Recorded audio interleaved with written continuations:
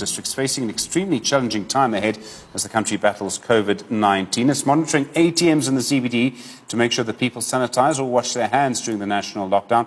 To unpack this further, joined on the line now by Mo Hendricks. He is the CCID's Safety and Security Manager.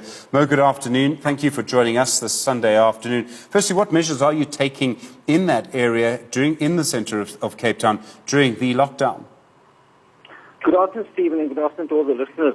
It's only a pleasure. Well, as an improvement district, we actually are deploying visible members all over the CBD to make sure that we support our primary agencies like the police and the law enforcement, the City of Cape Town enforcement agencies. We've got full teams out everywhere in the CBD of Cape Town, and the primary focus will be obviously on people, property, and possessions.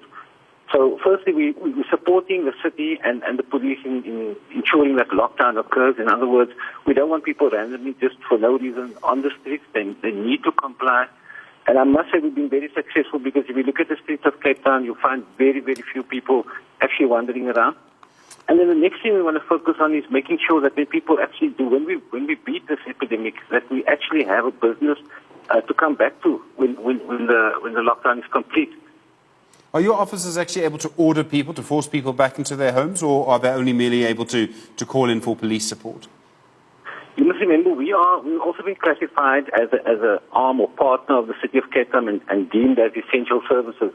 So with that, we also have a deployment of law enforcement officers contracted by the City of Cape Town alongside us. So we're able to do more than just warn.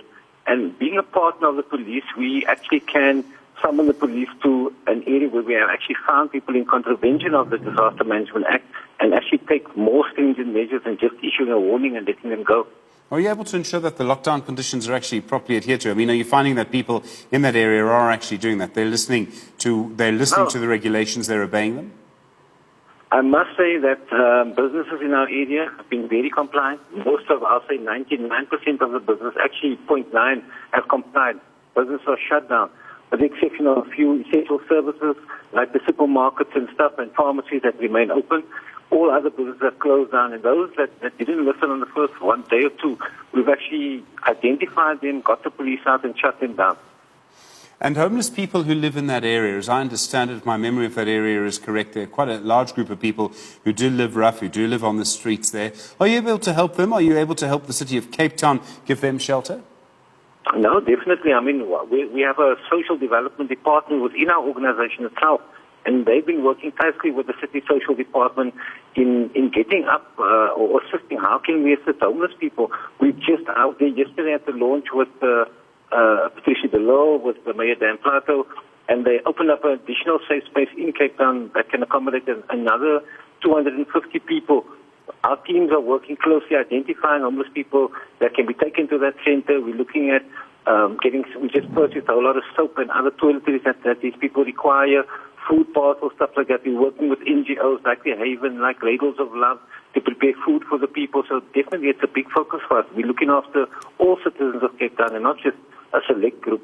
It is a very complex situation that this entire country is coming to terms with. You're confident then you're going to be able to make a big contribution from what you say? It sounds like you are.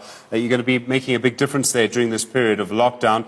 And of course, the lockdown is scheduled for 3 long weeks. It's going to get tougher and tougher as we go on. No, 100%. And we're calling on all our stakeholders, our businesses, and anybody, NGOs, to support the initiatives both by the police and by the City of Cape Town, both from an enforcement and a social development departments. We're saying comply with the legislation, stay at home, don't unnecessarily go on the street. Support, give donations where you can to the less fortunate. This period specifically, our teams are there also. I mean, we still have crime occurred, and people still go out with ill intentions of maybe, now the streets are quieter, businesses are closed. We can do something, but as I said, we put mechanisms in place. We've advised all our businesses to shut down, to put emergency contact vehicles in the front, to empty all stores, empty display windows, and most businesses have complied with that. Some have even boarded up the premises to make sure that people don't get tempted to come in. We have seen 1 or 2 break-ins that have tried to occur over the last period, but we were successful in apprehending the suspects and arresting them as well. Mo Hendricks, thanks very much indeed. Safety and Security Manager for the Central City Improvement District in the city of Cape Town. Do appreciate your time this Sunday afternoon. Well.